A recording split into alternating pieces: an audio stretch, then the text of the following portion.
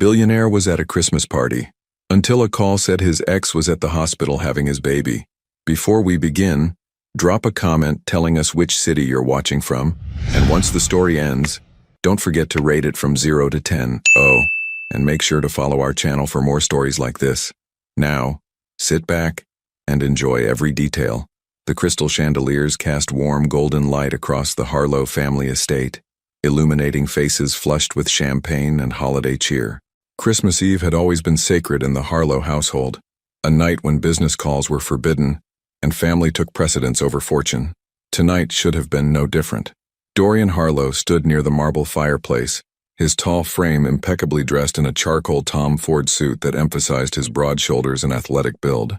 At 36, he commanded every room he entered, not just because of his billionaire status in telecommunications, but because of the quiet confidence that radiated from his piercing green eyes and the way his dark brown hair was styled with effortless precision. "You're brooding again," his sister Catherine observed, approaching with 2 glasses of vintage wine. Her red velvet dress complemented her auburn hair, and her knowing smile suggested she'd been watching him for some time. "It's Christmas Eve, Dorian. The least you could do is pretend to enjoy our company." Dorian accepted the wine with a wry smile. "I'm enjoying myself perfectly fine." But even as he spoke, his eyes drifted toward the tall windows overlooking the Connecticut countryside, where snow fell in gentle flurries against the glass. 6 months. It had been 6 months since he'd walked away from Sienna Marlowe and the life they'd been building together. "Liar," Catherine said simply. "You've been checking your phone every 10 minutes. Are you expecting a call?" The truth was, Dorian had been expecting many things over the past months: anger, demands, legal papers. What he hadn't expected was silence. Complete, deafening silence from the woman who'd once filled every corner of his world with laughter and love. Sienna had simply disappeared from his life, taking with her not just their relationship, but any trace of the future they'd planned. "Dorian, dear, come settle a debate for us," his mother Eleanor called from across the room, her silver hair elegantly styled and her navy blue dress making her look every inch the sophisticated matriarch she was. "Your father insists that skiing in Aspen after New Year's is too cliché, but I maintain that traditions exist for a reason." William Harlow, distinguished in his 70s with salt and pepper hair and laugh lines that spoke of decades of success, raised his glass in mock surrender. "I merely suggested we could explore Switzerland this year, broaden our horizons." "Switzerland sounds perfect," Dorian replied, forcing enthusiasm into his voice. He could play the part of the devoted son, the successful businessman, the man who had everything under control. He'd been perfecting this performance for months. The conversation flowed around him like background noise, discussions of vacation plans, business ventures, the latest family friends engagement. Dorian nodded at appropriate intervals, smiled when expected, but his mind remained elsewhere. In a small apartment in Brooklyn where Sienna used to make Sunday morning pancakes, in the corner office where she'd surprised him with lunch during particularly stressful days, in the jewelry store where he'd spent 3 weeks selecting the perfect engagement ring that now sat unused in his bedroom safe. "You know what you need?" Catherine continued, undeterred by his distant expression. "You need to stop punishing yourself for making a difficult decision. Relationships end, Dorian. It happens to everyone. But that wasn't entirely true, was it? Their relationship hadn't simply ended. It had been obliterated by his own cowardice. When Sienna had told him she was pregnant, his first reaction had been pure joy. He'd held her, spun her around their kitchen, talked excitedly about nursery colors and baby names. For 3 beautiful months, they'd been planning their family together. Then reality had set in. The arguments started small, disagreements about moving in together officially, about whether Sienna should continue her demanding job as a social worker, about how to balance their very different worlds. Dorian's wealth came with expectations, scrutiny, a level of public attention that Sienna had never asked for. The more he tried to protect her from it, the more she felt like he was controlling her choices. "I don't need a golden cage," she'd said during their last argument. "I need a partner who trusts me to make my own decisions." But Dorian had been afraid of losing her to the pressures of his world, afraid of failing as a father, the way his own father had often been absent during his childhood, afraid that love wouldn't be enough to bridge the gap between their vastly different backgrounds. So instead of fighting for what they had, he'd walked away, told himself it was better for everyone, especially for their child if he removed himself from the equation. Let Sienna build the life she wanted without the complications that came with being involved with a Harlow. The conversation around him shifted to business, and Dorian found himself discussing the upcoming quarterly reports with his father and Uncle James. It was safer territory. Numbers, projections, strategic planning, things he could control and understand, unlike the mess he'd made of his personal life. The telecommunications merger is moving forward smoothly, he reported, his voice steady and professional. We should see significant growth in the Northeast markets by spring. Excellent, William nodded approvingly. You've built something remarkable, son. The company's never been stronger. Success, recognition, financial security. Dorian had everything he'd worked toward his entire adult life. So why did he feel so empty? Why did every achievement feel hollow without someone special to share it with? Dorian? Catherine touched his arm gently. Are you all right? You look pale. Before he could answer, the distinct buzz of his phone cut through the festive atmosphere. The caller ID made his blood run cold. Hartford General Hospital. His hands trembled as he stepped away from the group, finding a quiet corner near the Christmas tree. The scent of pine and cinnamon that had seemed comforting moments before now felt overwhelming. This is Dorian Harlow, he answered, his voice barely steady. Mr. Harlow? This is Nurse Patricia from Hartford General's maternity ward. I'm calling about Sienna Marlowe. You're listed as her emergency contact. The world tilted. Emergency contact. After 6 months of silence, his name was still the first one she'd trust in a crisis. What's happened? Is she all right? The questions tumbled out before he could stop them. She's in active labor, Mr. Harlow. She's been asking for you. Active labor. The baby. Their baby. The child he'd tried so hard to forget was arriving. Tonight, on Christmas Eve, while he stood in his family's pristine living room pretending his heart wasn't shattered. I'll be right there, he said without hesitation, already moving toward the foyer where his coat hung waiting. Dorian, what's wrong? Eleanor called after him, concern evident in her voice as she noticed his sudden urgency. He paused at the doorway, looking back at his family, at the warm, comfortable world he'd chosen over the uncertain, beautiful chaos of building a life with Sienna. The Christmas tree lights blurred as emotion threatened to overwhelm him. I have to go, he managed. There's someone I need to. Catherine appeared at his side, her expression understanding. Go, she said simply.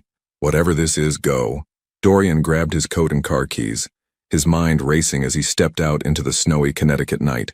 The drive to Hartford would take 45 minutes in good weather. Tonight, with the snow falling heavier now, it might take longer. As he started his Aston Martin and pulled out of the circular driveway, leaving the warm glow of his family home behind, one thought echoed relentlessly in his mind. Sienna was having their baby, and she'd asked for him. After 6 months of silence, of convinced himself he'd made the right choice by walking away, she'd asked for him. The fluorescent lights of Hartford General Hospital felt harsh after the warm glow of his family's estate. Dorian's polished dress shoes echoed against the sterile linoleum floors as he followed the directions to the maternity ward, his heart hammering against his ribs with each step. He'd made the drive in 38 minutes, a reckless pace through the snowy Connecticut roads that would have horrified his usual cautious nature. But nothing about this night felt usual. His hands still trembled slightly as he approached the nurse's station, where a middle-aged woman with kind eyes and graying hair looked up from her charts. I'm Dorian Harlow, he said, his voice hoarse from the tension. You called about Sienna Marlowe. Nurse Patricia's expression softened with recognition. Mr. Harlow, yes. She's in room 314. The doctor is with her now. She paused, studying his face with the practiced eye of someone who'd seen countless expectant fathers in various states of panic. Are you all right? You look like you might need a moment. A moment. He'd needed 6 months of moments to process what he'd walked away from. Now, standing outside the room where Sienna was bringing their child into the world, Dorian realized no amount of time could have prepared him for this. How is she? He managed. Strong, Patricia replied with a reassuring smile. She's been handling everything beautifully, though she's been asking for you for the past hour. I should warn you, labor can be intense for first-time fathers. Are you ready for this?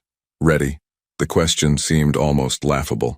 6 months ago, he'd convinced himself he could never be ready for fatherhood, that his demanding career and complicated world would make him a terrible parent. He'd used that fear to justify walking away from the woman he loved and the family they could have built together. I don't think anyone's ever truly ready, he admitted quietly. Patricia nodded knowingly. The best parents are the ones who worry about doing it right. Room 314 is just down the hall. Take a breath first. Dorian walked slowly toward the room, each step feeling monumental. Through the partially open door he could hear voices. A doctor speaking in calm, professional tones, and then Sienna's voice, strained but determined. The sound hit him like a physical blow, bringing back memories of lazy Sunday mornings when her laughter would wake him, of late-night conversations about their dreams and fears. He knocked gently and pushed the door open. The woman in the hospital bed bore only a passing resemblance to the Sienna he remembered. Her usually vibrant chestnut brown hair was pulled back in a messy ponytail, damp with perspiration. Her face was flushed and tired, but her blue eyes, those stunning sapphire eyes that had captured his attention at a charity gala 3 years ago, were as striking as ever. When they landed on him, they filled with a mixture of relief, pain, and something else he couldn't quite identify. "Dorian," she breathed, and the way she said his name with such raw vulnerability nearly brought him to his knees. Dr. Martinez, a composed woman in her 50s with silver-streaked hair, looked up from her position at the foot of the bed. "You must be Dad," she said with professional warmth. "Perfect timing. We're making excellent progress here." Dad. The word hung in the air between them. Dorian had spent months trying to convince himself he didn't deserve that title, that he'd forfeited any right to it when he'd chosen his fears over his family. "You came," Sienna whispered, tears pooling in her eyes. "Of course I came." Dorian approached the bed cautiously as if she might disappear if he moved too quickly. "I'm so sorry, Sienna. I'm sorry for everything." Another contraction seized her, and Sienna gripped the bed rails, her face contorting with effort. Instinctively, Dorian reached for her hand, and she grasped it like a lifeline. Her fingers were smaller than he remembered, but her grip was fierce and determined. "That was a strong one," Dr. Martinez observed, checking her monitors. "We're getting closer. Sienna, you're doing beautifully." As the contraction passed, Sienna's grip on his hand loosened slightly, but she didn't let go. "I didn't know if you'd want to, if you'd even care that—" "Hey," Dorian interrupted gently, using his free hand to brush a damp strand of hair from her forehead. "Don't say that. I've cared every single day. I've thought about you both every single day. Then why did you leave?" The question was barely a whisper, but it cut through him like a blade. How could he explain the fear that had consumed him? The terror of repeating his father's mistakes, of being so consumed by business that he'd miss the important moments, the overwhelming feeling that his wealth and status would somehow corrupt the pure love they'd shared. "Because I was afraid," he admitted, the words feeling foreign in his mouth. "I was afraid of failing you, of failing our child. I convinced myself that you'd be better off without me." Sienna's eyes flashed with anger, even through her exhaustion. "That wasn't your choice to make, Dorian. We could have worked through the fears together. That's what people who love each other do." "I know," he said quietly. "I know that now." Another contraction built stronger than before, and Sienna's hand tightened around his again. This time, Dorian didn't just hold her hand. He leaned closer, whispering words of encouragement that came from somewhere deep and instinctual. "You're incredible," he murmured. "You're the strongest person I've ever known. We need to push soon," Dr. Martinez announced, her voice taking on a more urgent tone.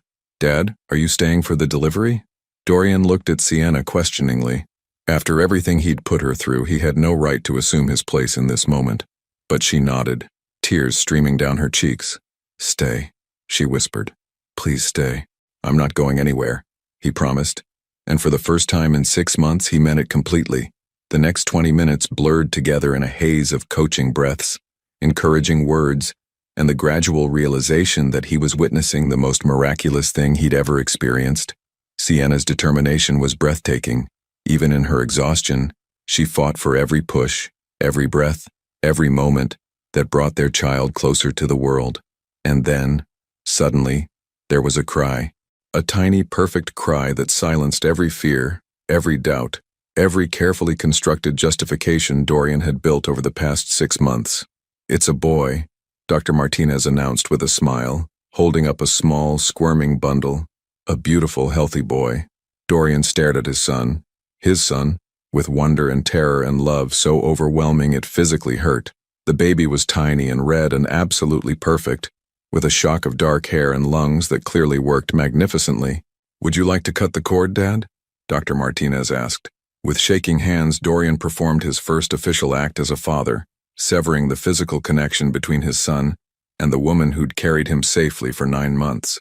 As the doctor cleaned and wrapped the baby, Dorian turned to Sienna, who was watching him with an expression he couldn't quite read.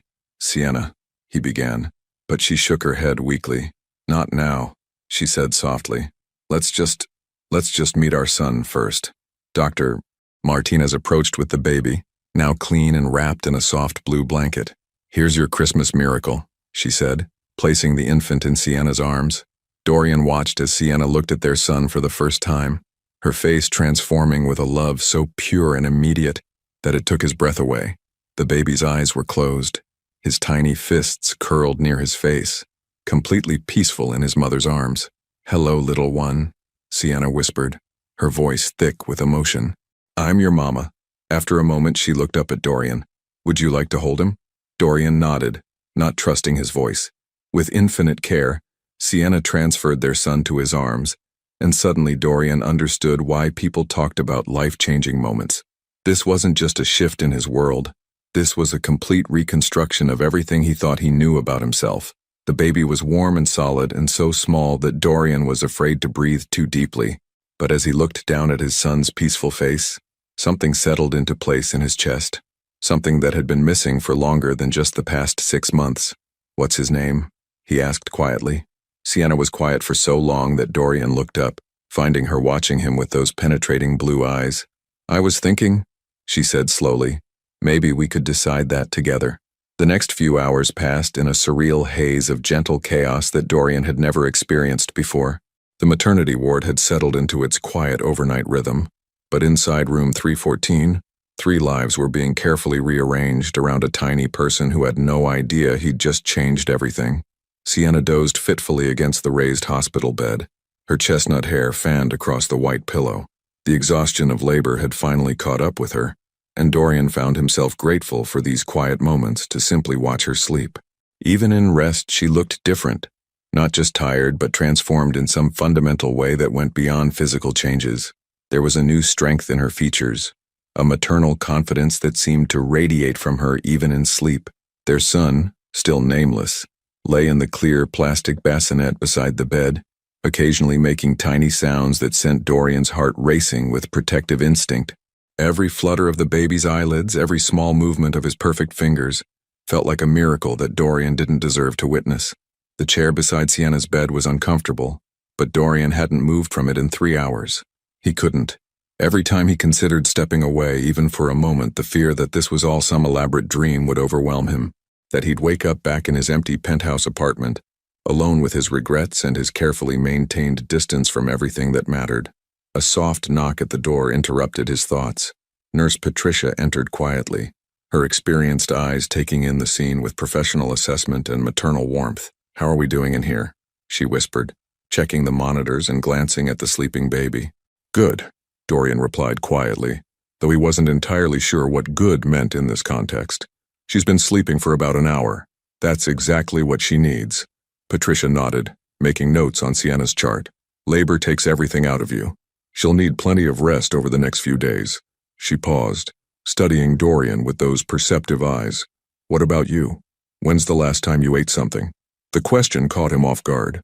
Food seemed irrelevant when his entire world had just been reconstructed around this tiny person and the woman who'd brought him into existence. But now that Patricia mentioned it, Dorian realized he hadn't eaten since the hors d'oeuvres at his family's Christmas Eve gathering. A lifetime ago, though it had only been hours. "I'm fine," he said automatically, the response of someone accustomed to handling everything on his own. Patricia's expression suggested she'd heard that particular lie from many new fathers. "There's a decent cafeteria on the 2nd floor, and the vending machines have sandwiches if you need something quick. You won't be any good to either of them if you collapse from hunger." Before Dorian could respond, Sienna stirred, her blue eyes fluttering open with the disoriented confusion of someone waking in an unfamiliar place. For a moment, she looked around the room with genuine bewilderment, and Dorian felt his heart clench at her vulnerability. "Hey," he said softly, leaning forward in his chair. "You're okay. You're at the hospital. Everything's fine." Recognition flooded her features, followed immediately by maternal instinct as her gaze flew to the bassinet. "The baby, is he perfect?" Patricia assured her with a warm smile. Absolutely perfect. 10 fingers, 10 toes, good strong lungs. He's been sleeping peacefully. Sienna's shoulders relaxed as she took in her son's peaceful form. Then her attention shifted to Dorian, and something complicated flickered across her face. Gratitude mixed with uncertainty, relief tempered by old pain. You stayed, she said, and it wasn't quite a question. I told you I would. You've told me a lot of things over the years, Sienna replied, but there was no venom in her words, just exhaustion, and a lifetime of caution that Dorian knew he'd earned through his own choices. Patricia cleared her throat diplomatically. I'll give you two some privacy. Ring if you need anything. She paused at the door. And Mr. Harlow? Seriously, go get something to eat. Doctor's orders. When they were alone, the room felt smaller, more intimate. Dorian could hear the soft sounds of the baby's breathing, the gentle hum of medical equipment, and the distant activity of the hospital beyond their door. But mostly, he was aware of Sienna watching him with those penetrating blue eyes that had always seen too much. You look terrible, she said finally, and despite everything, there was a hint of affection in her voice. Dorian ran a hand through his hair, realizing he probably looked nothing like the polished businessman who'd left his family's estate hours earlier. His expensive suit was wrinkled, his tie long since discarded, and he could feel the emotional weight of the night etched in every line of his face. It's been a long night, he admitted, for both of us. Sienna shifted carefully in the bed, wincing slightly at the movement. Dorian, about what I said earlier, about deciding on a name together. I didn't mean to assume that we, Sienna. He moved his chair closer to the bed, close enough that he could see the flecks of silver in her blue eyes. I know I have no right to ask for anything from you. I know I forfeited any claim to being part of this when I walked away, but if you'll let me, I want to try to be the father he deserves, and the partner you should have had all along. She was quiet for a long moment, her gaze moving between him and their sleeping son. When she spoke, her voice was careful and measured. I spent 6 months convincing myself that I could do this alone, that I was better off without someone who could just disappear when things got complicated. Her fingers twisted the hospital blanket as she spoke. I had to build walls, Dorian. I had to protect myself and protect him from the possibility that you might hurt us again. I understand that, Dorian said quietly. And I don't expect you to tear those walls down just because I showed up tonight. I know I have to earn your trust back, both of yours. It's not just about trust, Sienna continued, her voice stronger now. It's about partnership, real partnership. I can't go through pregnancy and labor and motherhood wondering if you're going to get scared and run again the moment things get difficult. The baby stirred in his bassinet, making a small sound that immediately drew both their attention. His tiny face scrunched briefly before settling back into peaceful sleep, completely unaware of the conversation that would shape his entire future. What are you thinking for names? Dorian asked, hoping to ease some of the tension in the room. A small smile played at the corners of Sienna's mouth, the first genuine smile he'd seen from her since he'd walked through the door. I've had a few ideas. Nothing definite. She paused. I liked the name Gabriel. It means, God is my strength. Gabriel, Dorian repeated, testing the name. Gabriel Harlow. He looked at his son, at Gabriel, and felt something settle into place. It's perfect. Gabriel Marlowe Harlow. Sienna corrected gently but firmly. The hyphenation was a boundary, a way of maintaining her independence even as they navigated this new reality together. Dorian understood that, respected it even. She wasn't just going to fold back into his life as if nothing had happened. Gabriel Marlowe Harlow, he agreed. It's still perfect. They sat in comfortable silence for a while, both watching their son sleep. The weight of the conversation, of the decisions they still needed to make, hung in the air between them. But for now, in this quiet hospital room on Christmas morning, it felt like enough to simply be present. Dorian, Sienna said eventually, her voice soft but serious, if we're going to try this, if we're going to figure out how to be parents together, we need to be honest with each other. About everything. Okay, he replied, though something in her tone made him nervous. There are things you don't know about the past 6 months, things I had to deal with on my own. She took a deep breath. After you left, I had some complications. Nothing serious, she added quickly, seeing his alarmed expression. But there were a few scares, times when I was terrified and alone and really needed someone who cared about both of us. The guilt hit Dorian like a physical blow. While he'd been wallowing in his own fears and regrets, She'd been facing real danger, real fear, completely alone. "Sienna, I'm not telling you this to make you feel guilty," she interrupted. "I'm telling you because if we're going to move forward, you need to understand what partnership actually means. It means showing up for the scary parts, not just the beautiful moments." Dorian looked at Gabriel, at this tiny person who represented everything he'd almost lost through his own cowardice, and made a decision that felt like the first truly adult choice of his life. "Then I'm showing up," he said firmly. "For all of it. The beautiful parts and the terrifying parts and everything in between. I'm showing up, Sienna, I promise." She studied his face for a long moment, searching for something he hoped she would find. "We'll see," she said finally. "We'll see." 3 days later, Dorian found himself standing in the nursery of Sienna's Brooklyn apartment, holding Gabriel while she showered for the first time since leaving the hospital.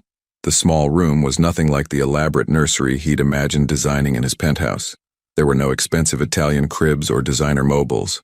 Instead, everything was practical and carefully chosen, each item representing Sienna's meticulous planning and the reality of preparing for a baby on a social worker's salary. The walls were painted a soft sage green, and handmade decorations hung above the simple white crib. A rocking chair sat in the corner, second-hand but refinished with care. Everything spoke of love and thoughtfulness rather than luxury, and Dorian found himself humbled by the warmth of it. Gabriel stirred in his arms, making tiny sounds that Dorian was learning to interpret. Hungry cry versus tired cry, versus the simple need for comfort. 3 days of fatherhood had taught him that babies had their own complex language, and he was still very much a beginner at translation. "Hey, little man," he murmured, adjusting his hold slightly. Gabriel's dark hair was already showing signs of curl, and his eyes, when they opened, were a deep blue that reminded Dorian of Sienna's. "Your mama's getting cleaned up, so it's just you and me for a few minutes." The apartment was small but cozy, filled with the kind of personal touches that made a place feel like home. Photographs covered the refrigerator, Sienna with friends, family gatherings, moments from the life she'd built without him. It was a stark reminder that she'd moved on, created a support system, found ways to be happy even after he'd shattered their plans. The sound of running water stopped, and a few minutes later, Sienna emerged from the bathroom looking more like herself than she had since Christmas Eve. Her hair was still damp, but she'd changed into comfortable clothes, soft leggings and an oversized sweater that somehow made her look both maternal and beautiful. "How's he been?" she asked, settling onto the couch with a visible sigh of relief. "Perfect," Dorian replied, though he was still marveling at how natural this felt. Standing in her apartment, holding their son, talking about the mundane details of new parenthood. "I think he might be getting hungry soon." Sienna nodded, extending her arms. "I can hear it in his breathing. He's working up to a proper demand for food." As Dorian transferred Gabriel to her arms, their hands brushed briefly, and he felt that familiar electric connection that had always existed between them. Sienna must have felt it too, because she looked up at him with an expression he couldn't quite read. "You don't have to stay," she said quietly. "I know you have work, responsibilities. I've been managing on my own." "I want to stay," Dorian replied, "if that's okay with you." The truth was, he'd canceled 3 important meetings and delegated his most pressing business to his assistant. For the first time in his adult life, work felt secondary to something more important. The telecommunications empire could function without him for a few days, while he figured out how to be present for the family he'd almost lost. "Dorian," Sienna began, then paused as Gabriel began to fuss. "We should probably talk about practicalities, about what this looks like going forward." "Okay," he said, settling into the chair across from her. She began nursing Gabriel with the practiced ease of someone who'd been doing this for 3 days, and Dorian felt a complex mixture of awe and regret watching them together. This was what he'd missed. Not just the dramatic moment of birth, but these quiet, intimate moments that made up the daily reality of caring for a child. "I can't afford this place long-term with a baby," Sienna said matter-of-factly. "I've been looking at smaller apartments, maybe further from the city, somewhere the rent won't eat up my entire salary." "You don't have to move," Dorian said quickly. "I can help with the rent. I want to help." Sienna's expression grew cautious. "I don't want your money, Dorian. I want your presence." "There's a difference." "I know," he replied. "But I also know that financial stress isn't good for any of us. Let me take care of practical things so you can focus on taking care of Gabriel." "And what do you get out of that arrangement?" she asked, her voice carefully neutral. The question was fair, and Dorian could see the wariness in her eyes. She was protecting herself against the possibility that his support would come with strings attached, conditions that would give him control over her choices. "I get to be part of his life," Dorian said honestly. "I get to be part of both your lives, if you'll let me." Gabriel finished nursing and Sienna shifted him to her shoulder, patting his back gently. The domestic intimacy of the moment made Dorian's chest tight with longing for all the moments like this he'd missed, all the simple daily rituals of family life he'd convinced himself he didn't want. "There's something else," Sienna said, her voice hesitant. "My lease is up at the end of February. I was thinking, maybe this is a chance to start fresh somewhere, away from all the memories of before." The words hit Dorian harder than expected. The idea of Sienna taking Gabriel and disappearing to some unknown city, building a life he had no part in, filled him with panic. "Away from me, you mean?" he said quietly. "Away from the complications," she corrected, but her tone suggested the distinction might be meaningless. Gabriel let out a small burp, and Sienna smiled down at him with such pure love that Dorian felt his heart contract. She was an incredible mother, patient, intuitive, completely devoted. Gabriel was lucky to have her, but the thought of watching them leave, of being relegated to weekend visits and holiday phone calls, was unbearable. "What if we found a place together?" Dorian asked, the words coming out before he'd fully thought them through. Sienna's eyes snapped to his, wide with surprise. "Together?" "Not together, he clarified quickly, though part of him wished that was an option. "But close. Maybe a duplex or apartments in the same building.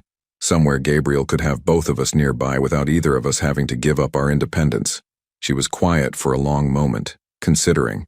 Gabriel had fallen asleep against her shoulder, completely content and unaware of the conversation that would shape his childhood. "Why?" she asked finally. "Why is this so important to you now when it wasn't important enough 6 months ago?" It was the question Dorian had been asking himself since Christmas Eve, and he still wasn't sure he could articulate the answer in a way that would make sense to someone who hadn't lived through the fear that had driven him away. "Because I was an idiot 6 months ago," he said simply. "Because I let fear make decisions that love should have made. Because holding him, watching you with him, being here in this apartment that you turned into a home for our son, it made me realize that everything I thought was important actually means nothing without the two of you." Sienna's eyes filled with tears, but she blinked them back quickly. "Pretty words, Dorian, but I need more than pretty words this time." "Then what do you need?" he asked. "Tell me what you need and I'll do it." "I need consistency," she replied without hesitation. "I need someone who shows up for the 3 a.m. feedings and the pediatrician appointments and the mundane Tuesday afternoons, when nothing special is happening, but Gabriel needs his parents to be present. I can do that. I need someone who won't run when Gabriel gets sick, or when he's difficult, or when being a parent becomes inconvenient to your business schedule. I can do that too." Sienna studied his face, searching for something he hoped she would find. Gabriel sighed in his sleep and she adjusted her hold on him automatically. The movement so natural it spoke to instincts Dorian was just beginning to develop. "There's one more thing," she said quietly. "I need someone who wants to be here not because they feel guilty or obligated, but because this is where they choose to be. Because we're worth choosing, every single day." Dorian stood up and moved to the couch, sitting beside her carefully. Gabriel was between them, small and perfect and completely dependent on the adults in his life to make the right choices. "Sienna," Dorian said, his voice steady with conviction, "you are worth choosing every single day. Both of you. I was too afraid to see that before, but I see it now. And if you give me the chance, I'll spend every day proving that I'm worth choosing too." She looked at him for a long moment, then down at Gabriel, then back at him. "We'll start with finding a place," she said finally. "Separate spaces, but close. We'll see how that works." It wasn't everything Dorian wanted, but it was a beginning. And after 6 months of having nothing, a beginning felt like everything. 2 weeks later, Dorian stood in the living room of a beautiful duplex in Park Slope, watching Sienna walk through the space with Gabriel in her arms. The afternoon light streamed through large windows, illuminating hardwood floors and built-in bookshelves that gave the place character and warmth. "The upstairs unit has 3 bedrooms," the real estate agent Margaret explained enthusiastically. "Perfect for a growing family. And the downstairs has 2 bedrooms plus a home office space." Sienna nodded politely, but Dorian could see the tension in her shoulders. They'd looked at 6 properties over the past 2 weeks, and each time he could feel her pulling away slightly whenever the reality of their arrangement became too concrete. "Could we have a few minutes alone?" Dorian asked Margaret, who nodded and stepped outside to make phone calls. When they were alone, Sienna sat carefully on the window seat, adjusting Gabriel in her arms. He was growing rapidly, already looking less like a newborn and more like a tiny person with distinct preferences and personality traits emerging daily. "It's beautiful," she said quietly, but something in her tone suggested that wasn't necessarily a good thing. "But?" Dorian prompted, settling into a chair across from her. "But it's expensive, really expensive. Even with you paying for the downstairs unit, the upstairs rent is more than I make in 2 months." She looked around the room with appreciation tinged by anxiety. "This isn't sustainable for me long-term, Dorian. What happens when you get tired of playing house? When your board of directors decides you're being irresponsible with your time and attention?" The question stung because they were fair. Dorian had built his entire adult life around the principle that business came first, that personal relationships were secondary to professional success. Changing that pattern, proving that his priorities had truly shifted, would take more than words and good intentions. "My assistant has been handling most of my meetings," he said. "Video conferences for anything that requires my direct input. It's working fine." "For now," Sienna replied. "But you can't run a telecommunications empire from your laptop indefinitely. Eventually, you'll need to go back to your normal schedule." Gabriel made a small sound and stretched in his sleep, one tiny fist escaping from his blanket. Both parents immediately focused on him, the conversation pausing as they watched for signs that he might be waking up. "Maybe we should look at something smaller," Sienna continued once Gabriel settled back into peaceful sleep. "More realistic for my actual budget. Or maybe," Dorian said carefully, "you could let me help more than you're comfortable with." "I don't want to be financially dependent on you," Sienna said firmly. "I've worked too hard to build my independence to give it up now." "It wouldn't be giving up your independence. It would be accepting help from Gabriel's father." "There's a difference between help and control, Dorian, and sometimes the line between them gets blurry when there's a lot of money involved." She was right, and Dorian knew it. He'd seen it happen countless times in his business world. Relationships that became transactional, power dynamics that shifted when one person held all the financial cards. The last thing he wanted was for Sienna to feel trapped by his resources. "What if I set up a trust for Gabriel?" he suggested.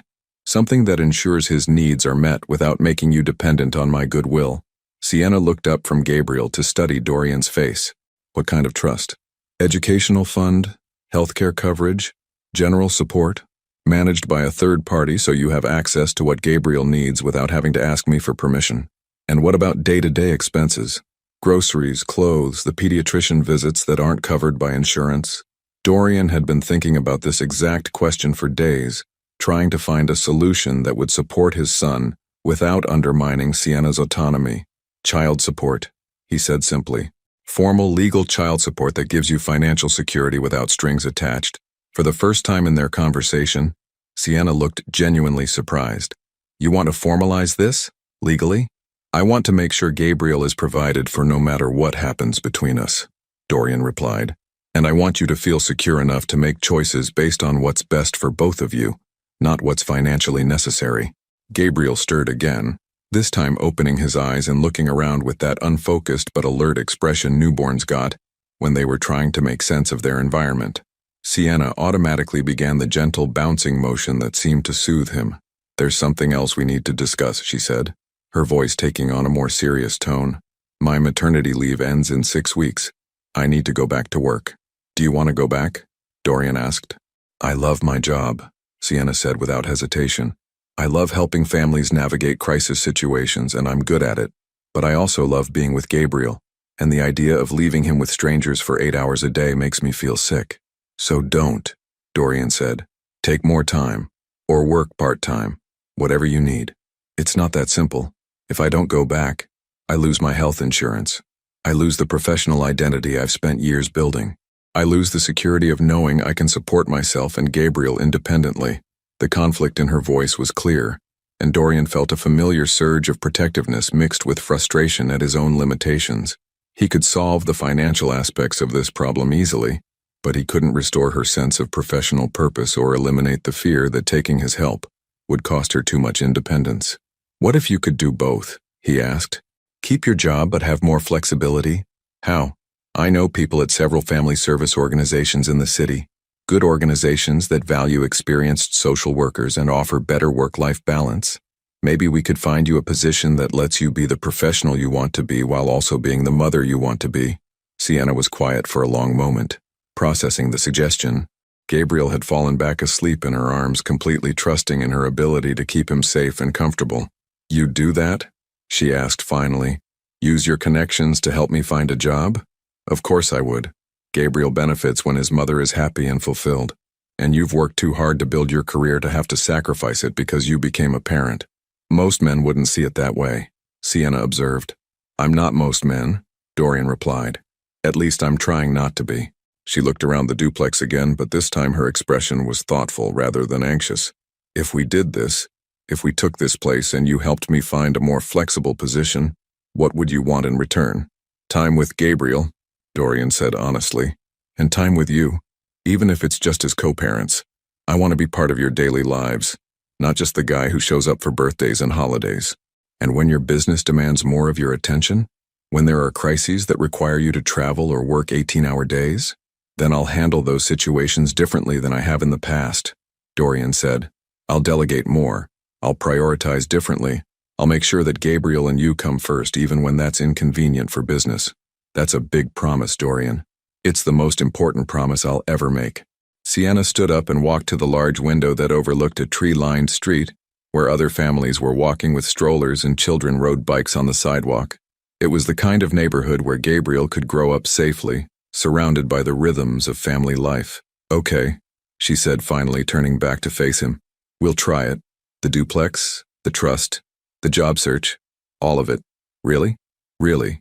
But Dorian, if this doesn't work, if you can't handle the balance between your business life and being present for Gabriel, we'll need to find a different arrangement." "It'll work," Dorian said with more confidence than he'd felt about anything in months. "How can you be so sure?" "Because for the first time in my life I have something more important than business success," he replied. "I have both of you." The moving truck pulled away from the Park Slope duplex just as the late February sun was beginning to set, leaving Dorian and Sienna standing in the doorway of what would be their new normal. Gabriel was strapped to Sienna's chest in a baby carrier, wide awake and taking in his new surroundings with the serious expression he'd developed over the past month.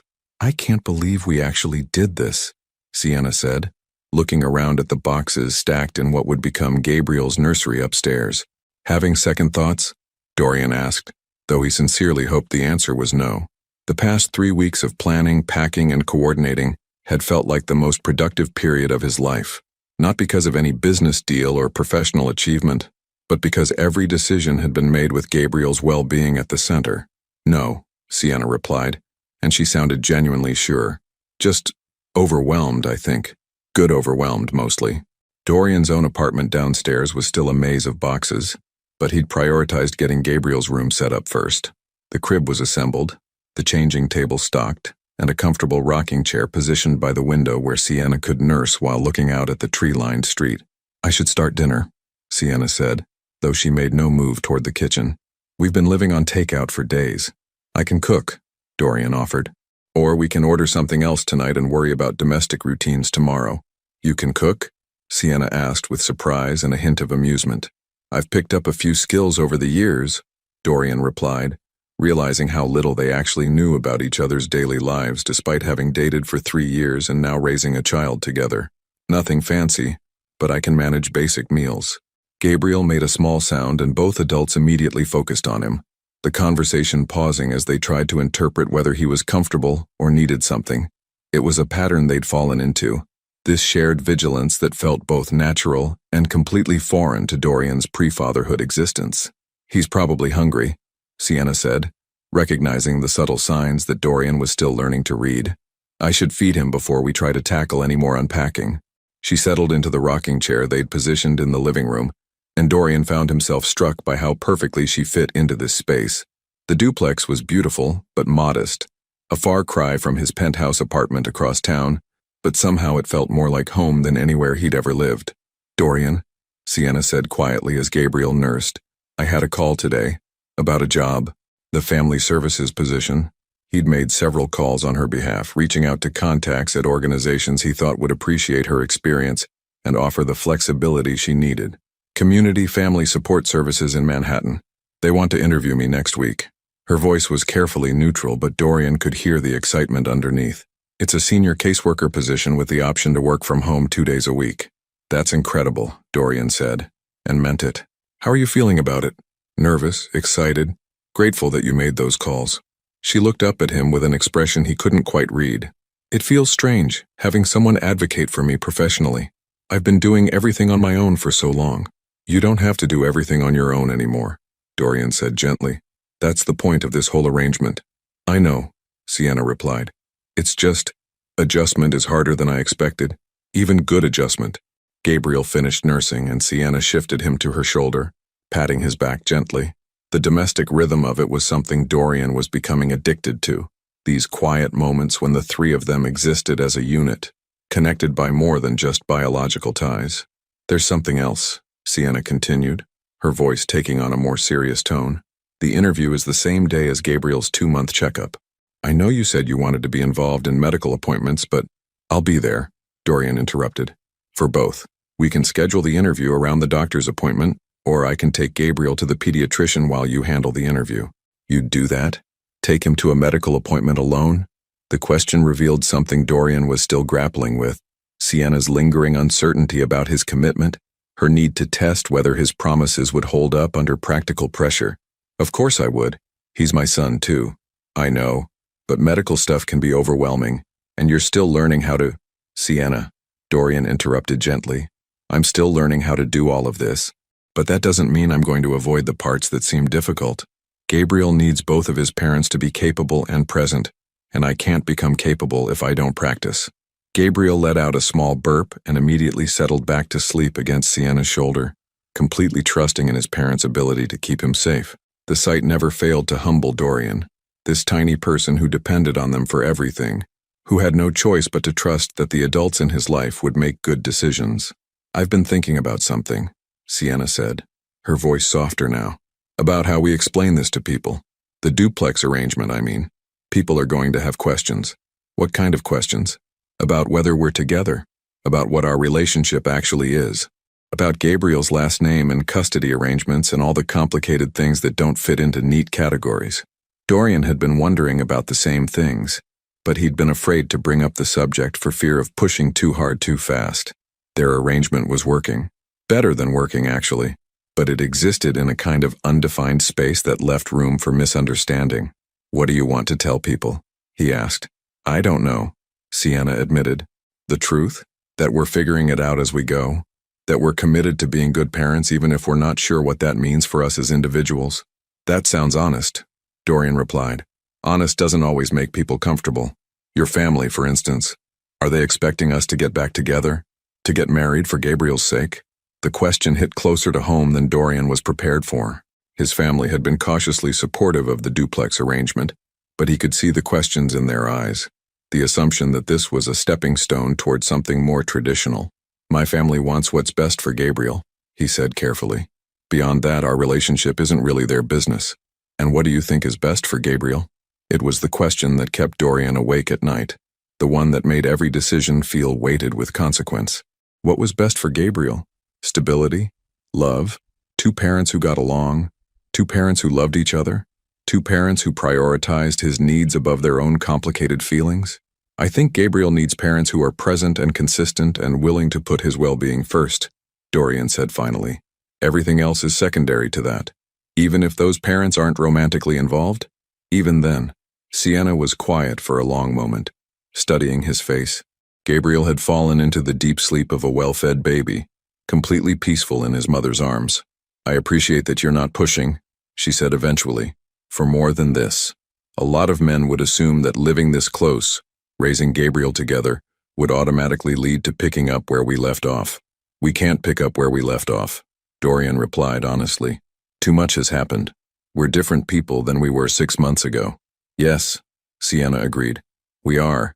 But that doesn't mean we can't build something new, something better maybe. She looked around the living room, at the boxes waiting to be unpacked, at the space they were creating for their son, at the life they were constructing from hope and determination, and the shared commitment to being better than their fears. Something better. she repeated thoughtfully. I like the sound of that. The pediatrician's waiting room was filled with the controlled chaos of parents managing small children, but Dorian felt surprisingly calm as he bounced Gabriel gently in his arms. 2 months of fatherhood had given him confidence he'd never expected to develop. The ability to soothe a fussy baby, interpret different types of cries, and navigate the practical realities of caring for someone so completely dependent. Gabriel Marlowe Harlow? The nurse called, and Dorian stood adjusting the diaper bag on his shoulder with practiced ease. Dr. Sarah Chen's office was warm and welcoming, decorated with cheerful animals and equipped with the kind of gentle lighting that seemed designed to keep both babies and parents calm. Dorian had met Dr. Chen briefly during Gabriel's first checkup, but this was his first appointment flying solo. How's our little guy doing, Doctor? Chen asked, washing her hands thoroughly before approaching. And how's Dad handling single-parent duty today? Better than I expected, Dorian replied honestly. Sienna's at a job interview, so it's just us men today. Excellent. Let's see how Gabriel's growing. The next 20 minutes were a revelation in how much Dorian had absorbed about his son's development.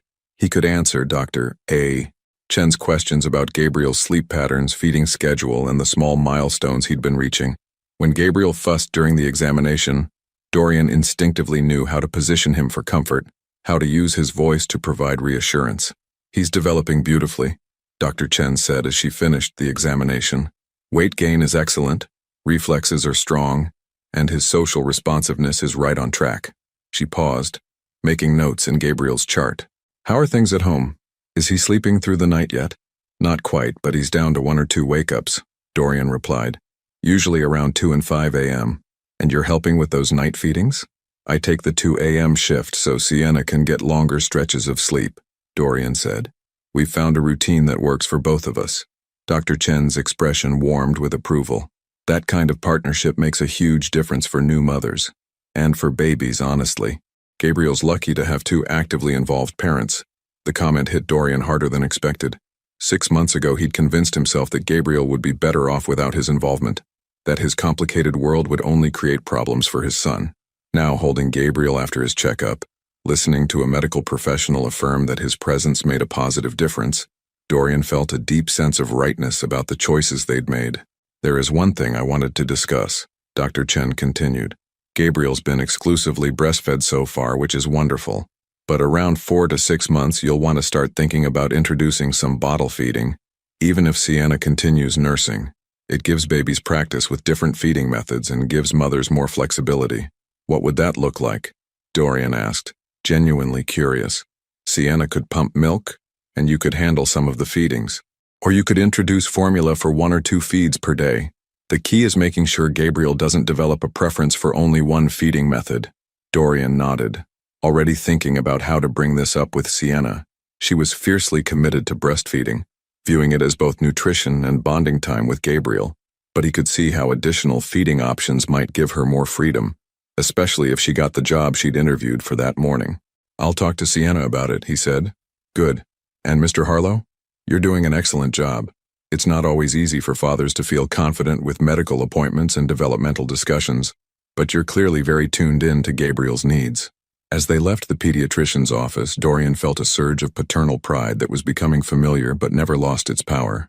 Gabriel was healthy, developing well, and apparently benefiting from having 2 parents who were learning to work together despite their complicated history. His phone buzzed as he was strapping Gabriel into his car seat. A text from Sienna.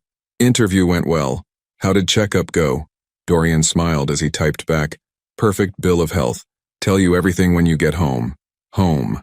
The word had slipped out naturally, and Dorian realized he'd started thinking of the duplex as home in a way that his luxury penthouse had never felt. It wasn't about the space itself, but about the life being lived within it, the routine of shared meals, the sound of Gabriel's cries in the middle of the night, the comfortable rhythm of co-parenting that had developed between him and Sienna. The drive back to Park Slope gave Dorian time to think about Dr. Chen's suggestions regarding feeding, but also about the larger patterns that were emerging in their family life. They'd found a balance that worked, but it was delicate, requiring constant communication and adjustment. When they arrived home, Sienna's car was already in the driveway. Dorian found her in the kitchen, still dressed in her interview clothes, a navy blue dress that made her look both professional and beautiful. but she'd kicked off her heels and was barefoot, which somehow made the scene more intimate. "How's my favorite baby?" she asked immediately, reaching for Gabriel as Dorian entered. "Your favorite baby is perfect," Dorian replied, transferring Gabriel to her arms and watching the immediate relaxation that came over both mother and son. 13 pounds 2 ounces. Dr. Chen says his development is textbook perfect. "And how was it? Managing everything by yourself?" "Easier than I thought it would be," Dorian said honestly, "though I'm starting to understand why people talk about needing eyes in the back of their heads. He's getting more active." Sienna settled into the kitchen chair, immediately falling into the gentle bouncing motion that seemed to be automatic for mothers. Gabriel gazed up at her with the focused attention he reserved for the person who fed him most regularly. "Tell me about the interview," Dorian said, pouring himself a glass of water and leaning against the counter. "Really well, I think," Sienna replied, her voice carrying genuine excitement. "They want someone with crisis intervention experience, which is exactly what I've been doing. And the flexibility they offer is real. 2 days working from home, flexible hours for family emergencies, excellent family health coverage. That sounds perfect for what you need." "It really does. They're making a decision by Friday, but the interview felt right. Like they understood that being a good employee and being a good mother aren't mutually exclusive." Dorian felt a complex mixture of pride and relief. Sienna deserved to have professional fulfillment alongside motherhood, and finding an employer who recognized her value while accommodating her family responsibilities felt like a major victory. "There's something else," Sienna continued, her tone shifting slightly. "They asked about childcare arrangements, whether I had reliable backup for when the work-from-home days weren't enough." "What did you tell them?" "That Gabriel's father is actively involved and available for childcare when needed." She looked up at Dorian with an expression that was part gratitude, part challenge. "I told them you were a true partner in parenting, not just someone who helps out occasionally." "Because I am," Dorian said simply. "I know that now," Sienna replied, but saying it out loud to strangers made it feel more official somehow, like we're really doing this. Gabriel made a small sound and reached toward Dorian, a gesture that was becoming more frequent as his vision improved and his recognition of faces became more sophisticated. Without thinking, Dorian reached back, letting Gabriel grasp his finger with surprising strength. "Dr. Chen mentioned something about introducing bottles," Dorian said. "Not to replace nursing, but to give Gabriel experience with different feeding methods, and to give you more flexibility." Sienna was quiet for a moment, considering. "I've been thinking about that too, actually, especially if I get this job. I won't be able to nurse during the day when I'm at the office." "We could try it gradually," Dorian suggested. "Maybe I could handle 1 feeding per day with pumped milk or formula. See how Gabriel adapts." "You want to do feedings?" "I want to do everything," Dorian said with conviction. "Every part of taking care of him that I'm capable of doing. I want to be the kind of father who knows how to handle any situation that comes up." Sienna looked at him with an expression that had become familiar over the past few weeks. Surprise mixed with growing trust, as if she was still adjusting to this version of Dorian who prioritized fatherhood over everything else. "Okay," she said finally. "We'll try bottles, starting this weekend." "Really?" "Really. But you're in charge of teaching him how to use them." "I have a feeling he's going to be just as stubborn about change as both of his parents." Dorian laughed, looking down at Gabriel, who was still gripping his finger with determined strength. "Then he'll fit right into this family." The first signs of trouble came on a Tuesday morning in early April, when Gabriel was just over 3 months old. Sienna had been at her new job for 2 weeks, and their routine had settled into something that felt sustainable. Dorian working from his downstairs office while Gabriel napped, Sienna handling client calls from the upstairs nursery on her work-from-home days, and both of them tag-teaming the night feedings with a efficiency that surprised them both. Dorian was in the middle of a video conference with his board of directors when he heard Gabriel crying upstairs. Not the usual hungry or tired cry, but something more distressed. He muted his microphone and listened, waiting for the sound to stop as Sienna soothed him. Instead, the crying intensified.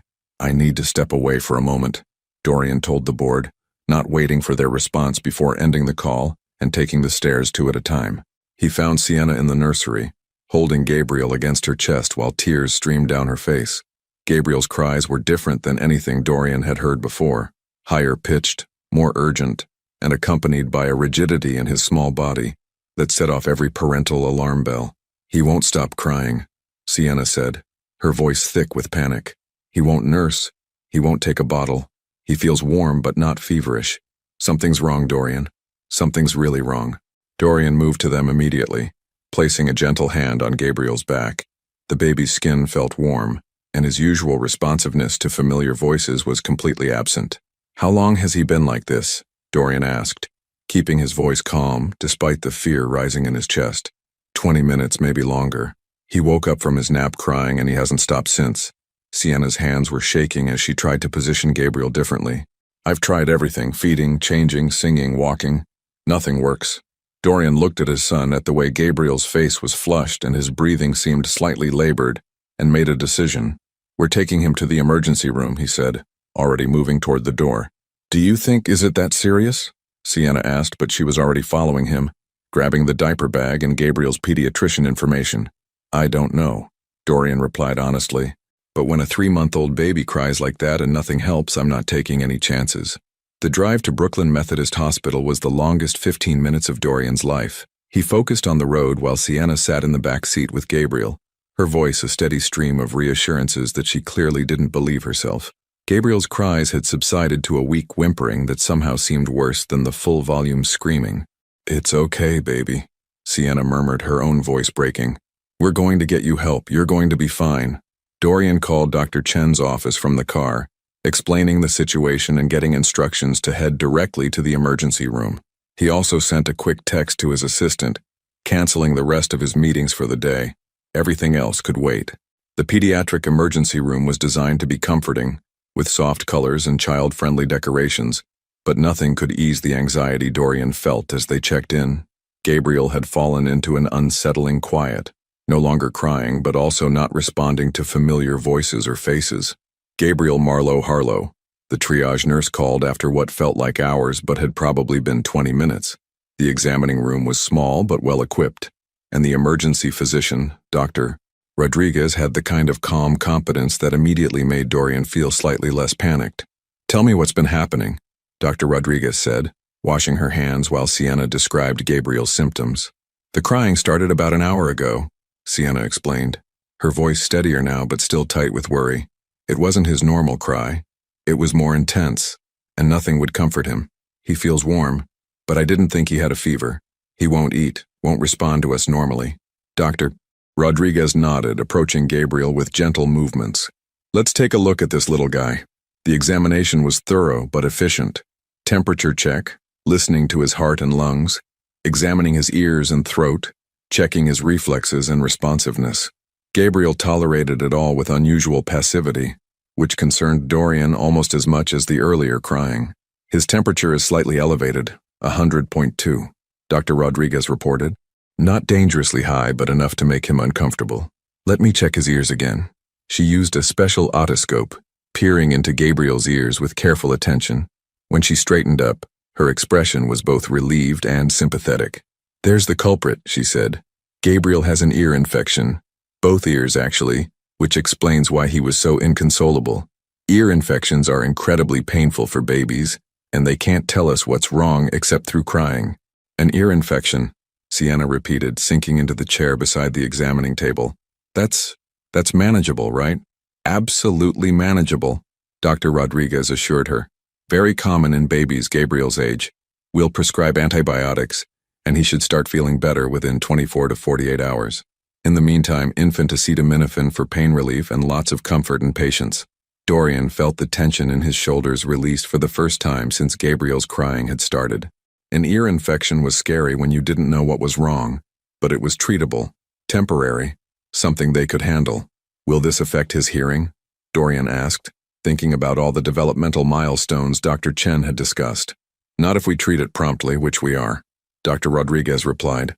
"Some babies are prone to ear infections, so you'll want to watch for similar symptoms in the future. But this shouldn't have any lasting effects." As they left the hospital with prescriptions and instructions, Gabriel seemed marginally more comfortable in Sienna's arms. The worst was over, but Dorian could see the exhaustion in Sienna's face, the emotional toll of those terrifying hours when they didn't know what was wrong with their son. "You okay?" he asked as they settled Gabriel into his car seat. "Now I am," Sienna replied. "But for a while there I thought—" She stopped, shaking her head. "I've never been that scared in my life." "Neither have I," Dorian admitted. When I heard him crying like that when nothing we did helped, I felt completely helpless. But you didn't act helpless, Sienna said, buckling her seatbelt. You made the decision to go to the hospital. You handled everything calmly. You were exactly what Gabriel needed you to be. The drive home was quiet, Gabriel sleeping peacefully for the first time in hours. Dorian found himself thinking about how quickly everything had changed. From a normal Tuesday morning to a medical emergency that could have been serious, then back to manageable reality. There's going to be more of this, isn't there? Sienna said quietly, echoing his thoughts. More scares, more situations where we don't know what's wrong or what to do. Probably, Dorian replied, but we'll figure it out. Together. I called in sick to work, Sienna said. First week on the job and I'm already taking emergency time off. They'll understand. And if they don't, they're not the right employer for a working mother. When they got home, Dorian carried the sleeping Gabriel upstairs, while Sienna gathered the medications and prepared for what would likely be a difficult few days of recovery. As he placed his son gently in the crib, Dorian felt a surge of protective love so fierce it took his breath away. I'm sorry you hurt, little guy, he whispered. But we're going to take good care of you until you feel better. Downstairs, he found Sienna in the kitchen, staring at the prescription bottles with an expression of lingering worry. Hey, he said, putting his arms around her from behind. It was the first time he'd initiated physical contact since they'd moved into the duplex, but it felt natural, necessary after what they'd been through together. To his relief, she leaned back against him instead of pulling away. That was terrifying, she said quietly. It was, but we handled it. Gabriel's going to be fine and we know what to do if it happens again. I keep thinking about what would have happened if you hadn't been here, Sienna said. If I'd been alone when he got sick like that. But you weren't alone, Dorian replied. And you won't be. That's why we're doing this, so Gabriel always has both of us, whatever happens. She turned in his arms so she was facing him, and for a moment they stood there in their kitchen holding each other while their son slept peacefully upstairs. It felt like a moment of recognition, not just of their feelings for each other, but of what they'd built together, what they'd become as partners in the most important job either of them had ever taken on. Thank you, Sienna said softly, for being here, for taking charge when I was too scared to think clearly, for making Gabriel your priority. Thank you for trusting me too, Dorian replied and meant it more than any words he'd ever spoken. The call came at 11:47 p.m. on a Thursday in late April, jolting Dorian awake from the deep sleep that had finally become possible now that Gabriel was sleeping through most nights. His phone buzzed insistently on the nightstand, and he fumbled for it in the darkness, his heart immediately racing with parental anxiety. Mr. Harlow? The voice was unfamiliar. Professional. This is Detective Morrison with the NYPD. I'm calling about Sienna Marlowe. The world stopped.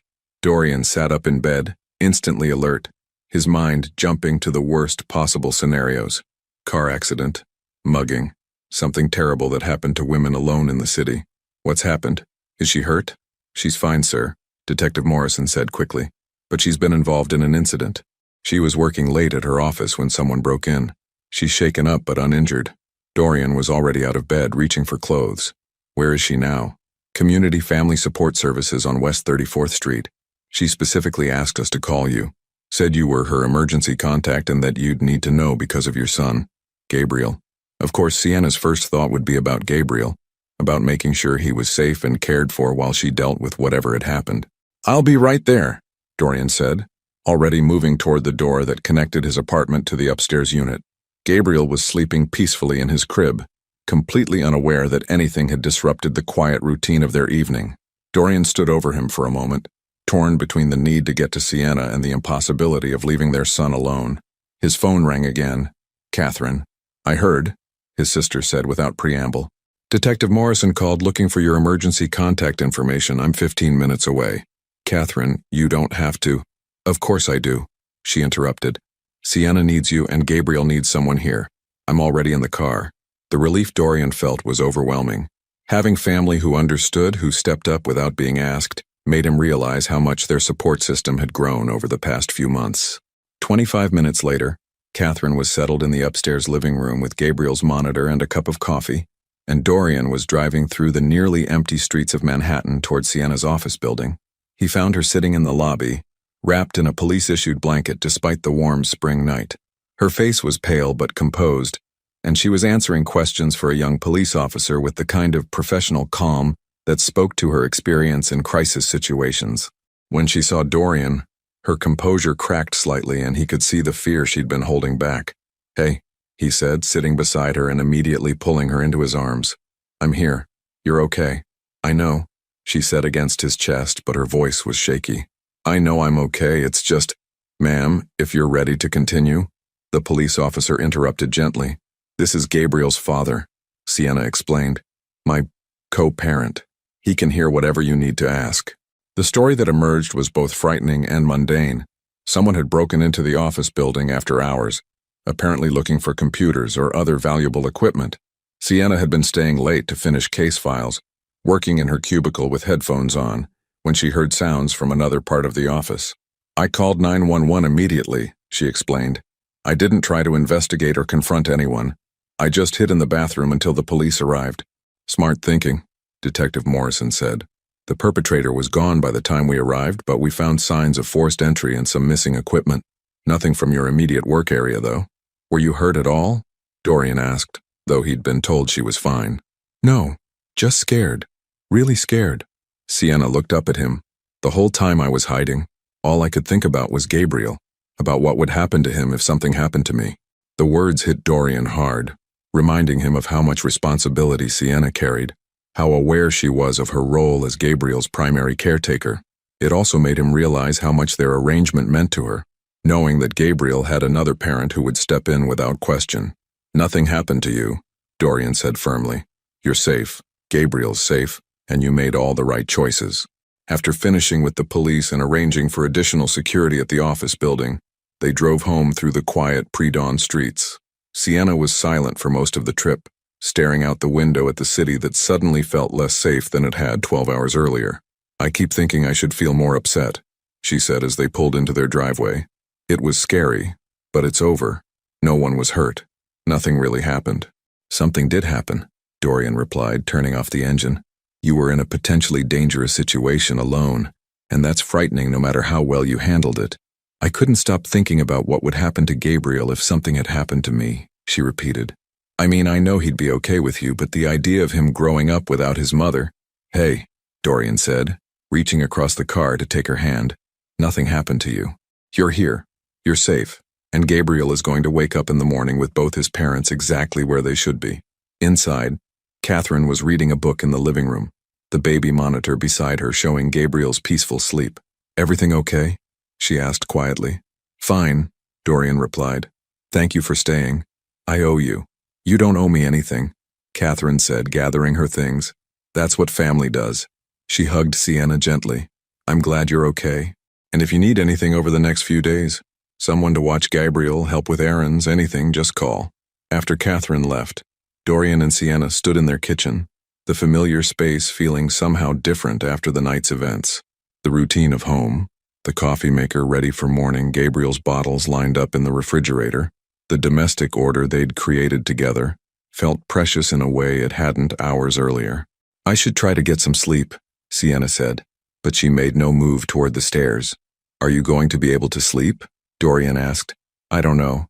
Every time I close my eyes, I keep hearing those sounds in the office, wondering what would have happened if—" "Don't," Dorian said gently. "Don't go down that path. You're safe, you made smart choices, and it's over." "I know. Logically, I know that." She sank into one of the kitchen chairs. "But I can't seem to turn off my brain." Dorian considered for a moment, then made a decision. "Stay down here tonight, on the couch, I mean. I'll stay too. That way you won't be alone if you can't sleep." "You don't have to do that." "I want to," Dorian said simply. "I don't think either of us should be alone tonight." He made them both tea while Sienna changed into comfortable clothes, and they settled into the living room with blankets and pillows from the linen closet. It was the first time they'd shared sleeping space since Gabriel was born, but it felt natural rather than awkward. Two people who cared about each other providing comfort after a frightening experience. "Dorian," Sienna said quietly from the couch across from his chair, "thank you for coming tonight, for dropping everything and just being there. Where else would I be? 6 months ago, I wouldn't have known who to call," she said. "I would have handled it alone, gone home to an empty apartment and tried to convince myself I was fine." "You're not alone anymore," Dorian replied. "Whatever happens, Whatever you need, you're not alone. They talked quietly for another hour. About the break-in, about work safety protocols, about the strange vulnerability that came with being responsible for someone as helpless as Gabriel. Eventually, Sienna's breathing evened out, and she fell asleep curled up on the couch looking younger and more peaceful than she had all evening. Dorian stayed awake longer, thinking about how quickly life could change, how precious the ordinary moments were that he'd once taken for granted. A few months ago, he'd convinced himself that his complicated world was too dangerous for a family.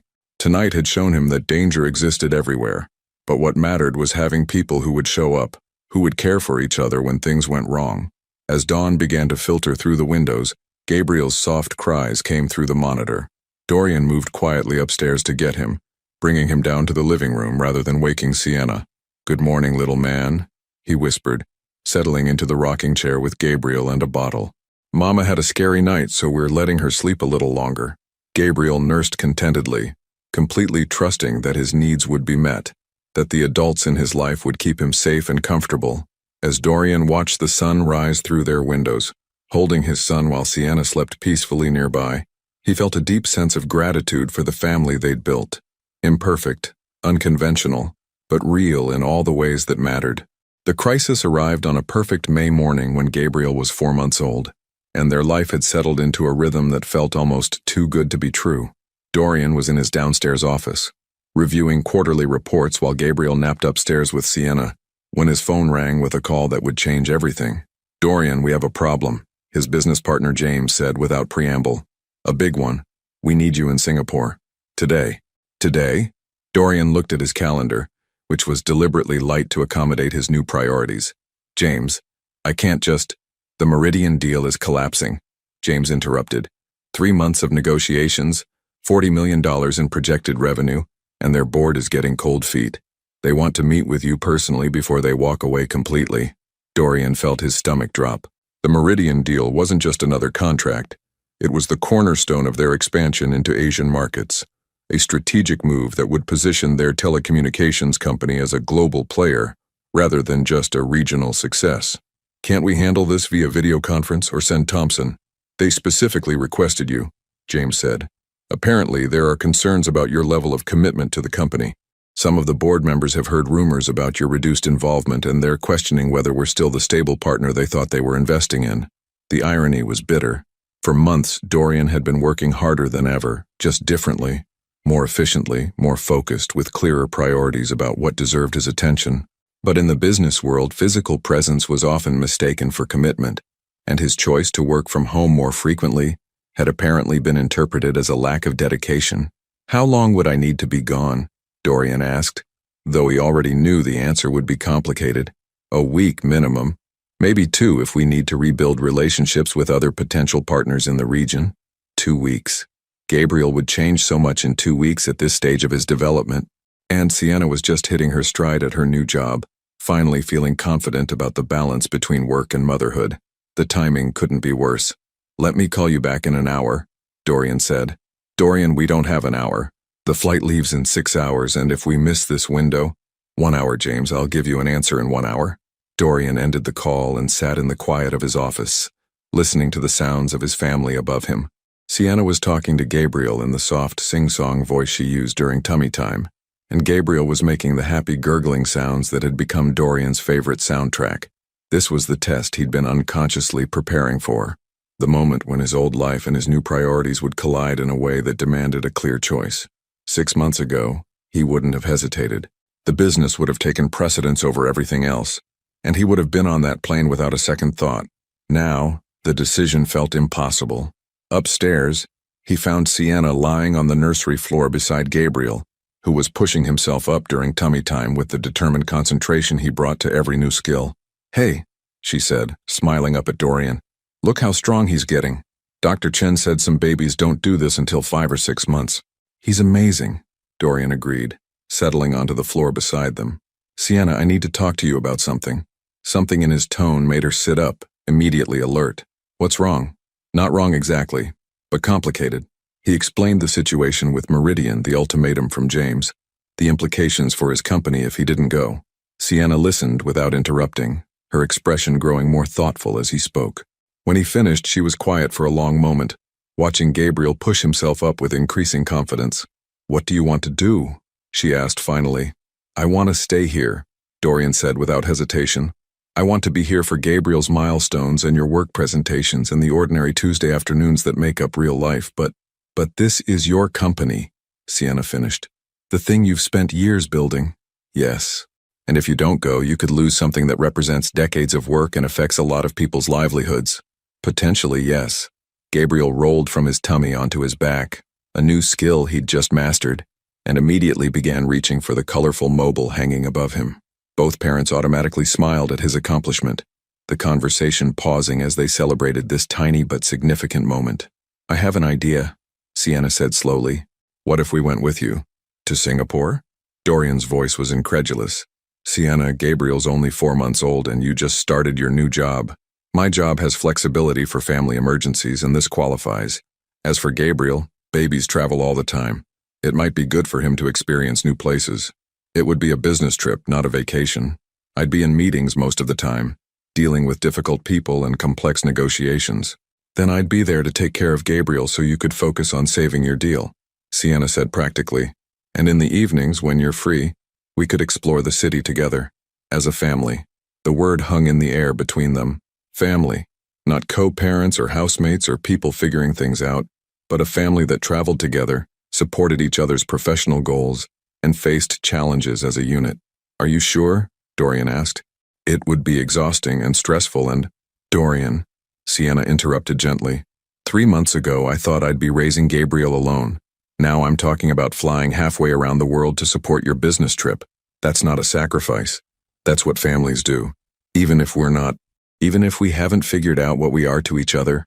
Sienna looked down at Gabriel, who was now grasping the edge of his playmat with fierce determination, trying to pull himself toward a toy that was just out of reach. "I think we have figured it out," she said quietly. "Maybe not the romantic part, maybe not the traditional definitions, but we're Gabriel's parents. We're partners in the most important job either of us will ever have, and we care about each other's success and happiness." "Is that enough?" Dorian asked. "For now," Sienna replied, meeting his eyes. "For now, it's everything." 2 hours later, Dorian called James back with his answer. Yes, he would go to Singapore.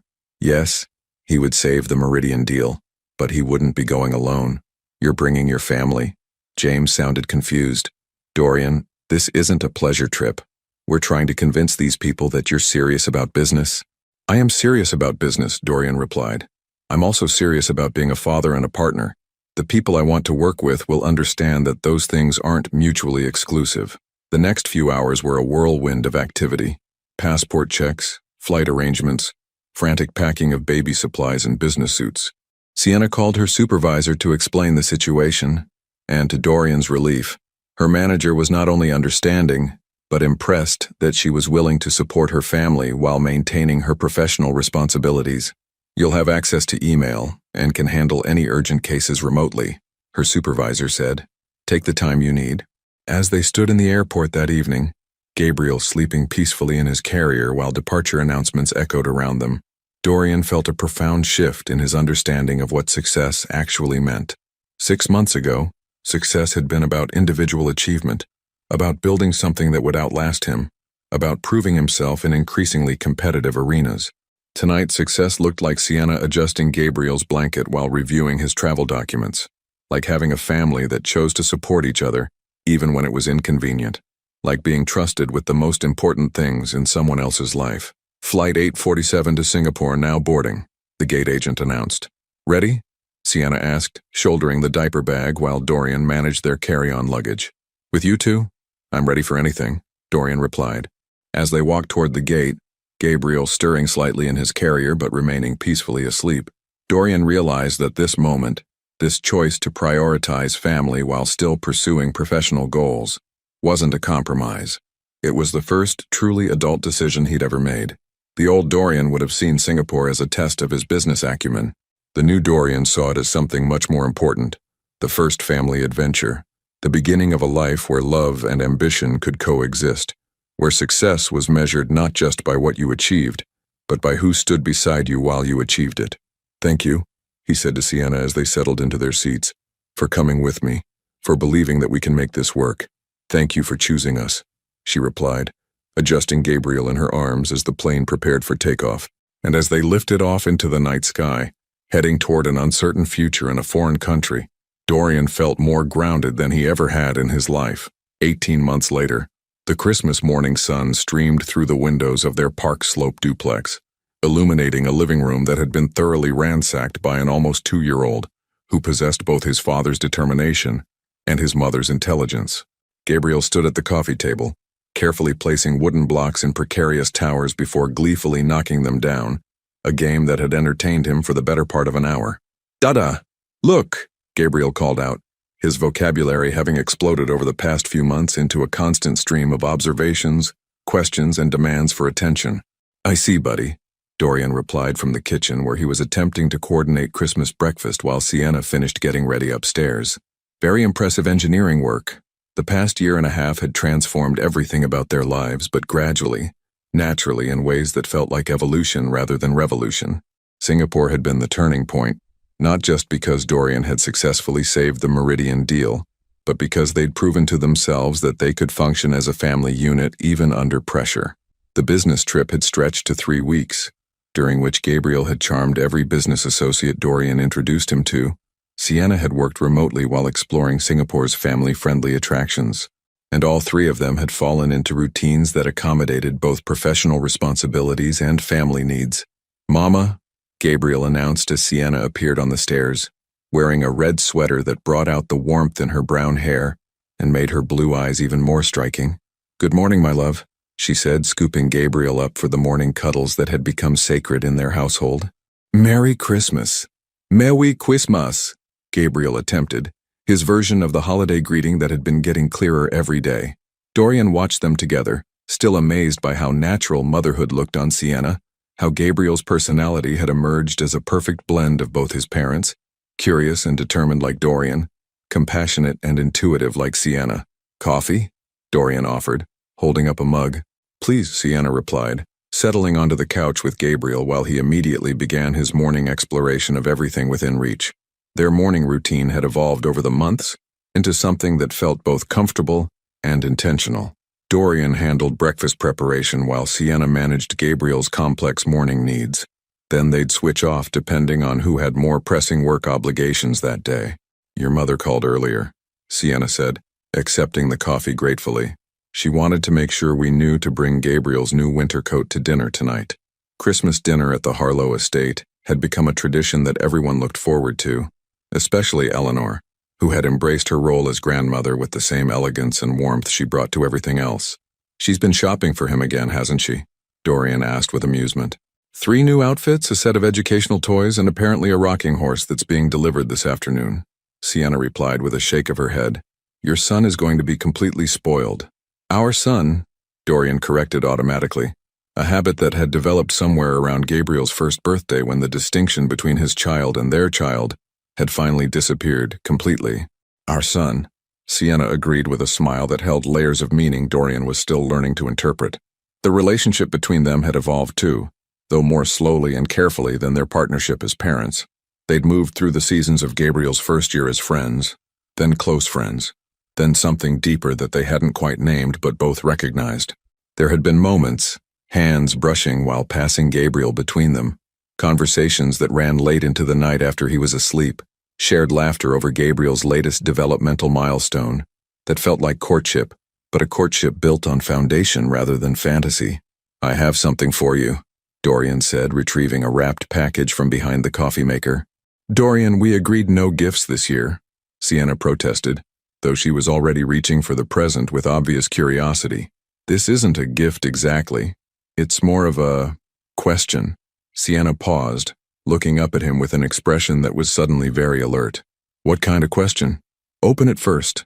Gabriel, sensing something important was happening, crawled over to Sienna and pulled himself up on her legs, wanting to be part of whatever was occurring. Inside the box was a small velvet jewelry case, but not the kind that typically held engagement rings. Instead, when Sienna opened it, she found a simple gold pendant, a compass with 3 initial letters engraved around the points, S, D, and G. "It's beautiful," she said softly, lifting the necklace from its case. "What does it mean?"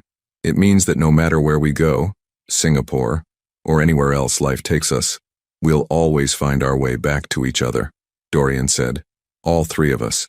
Dorian, I'm not proposing, he said quickly, seeing the wariness that flickered across her face. I'm not asking for more than what we have. I just wanted you to know that what we have is everything to me. You and Gabriel are my true north. You always will be, whether we stay exactly as we are or whether we decide someday to try for something more traditional. Sienna was quiet for a long moment, studying the compass pendant, then looking at Gabriel, who was babbling happily while pulling himself up on the couch. Help me put it on, she asked finally. As Dorian fastened the necklace around her neck, his fingers brushing her skin, he felt the same electric connection that had always existed between them, but tempered now with patience and certainty about what really mattered. I love you, Sienna said quietly, the words slipping out so naturally that it took a moment for their significance to register. I love you too, Dorian replied, and realized they were the first time either of them had said it since Gabriel was born. Woof, Gabriel announced loudly, clapping his hands as if he understood exactly what had just happened. They both laughed, the seriousness of the moment dissolving into the kind of joy that had become their family's signature, deep feeling expressed through lightness, love that was strong enough to include humor and everyday chaos. So what happens now? Sienna asked, adjusting Gabriel in her lap while he reached for her new necklace.